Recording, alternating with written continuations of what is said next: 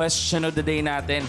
Best tipid tip para sa inyo. Is it A? May A. Bawas kape? Baka naman more racket. Aba. Ay, gusto ko yun. Baka naman hindi uso yun. Ano ba Yung yan? pagtitipid.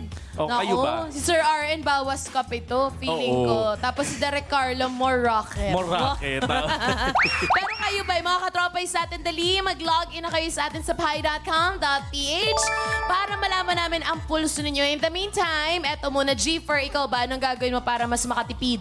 Ako, para makatipid, hindi na kasi ako nagtitipid. All! Bakit? Ba't di ka natitipid? Hindi na ako nagtitipid kasi naghihirap na. Kahit ano tipid, wala na palang mangyayari. wala nang Hindi na choice. magte-take effect. Kevin! Ako, yung pagtitipid ko, bihira ako maligo. Ha? Hindi doon. Pares tayo. Ibang tipid. Kasi para hindi na magbayad ng ano, di ba? Ng Kuryente. bills. Oo, tipid nga naman sa tubig. Sa bagay, sa Tipid bagay, sa bagay. Ikaw, Nix. Ako, rumarakit ako, magbebenta nga ako ng cookies. Tapos ipapapost ko kay Nayulin tsaka Jeter. Promote ka, galing. Nauna ba? Galing! Mabibenta ako ba? Bumili naman kayo, guys. Utang na loob, 150 lang, 5 piraso. So, bali ang pagtitipid mo pang gagamit ng kaibigan. Pangka-cloud, ganun.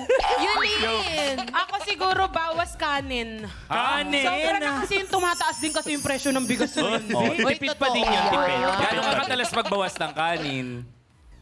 2 minutes per hour. 2 minutes per hour!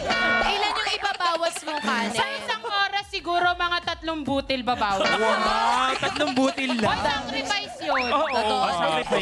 Totoo. Hirap dun sa kanya. Pero majority ng mga katropay sa atin, 49% more rocket, more fun.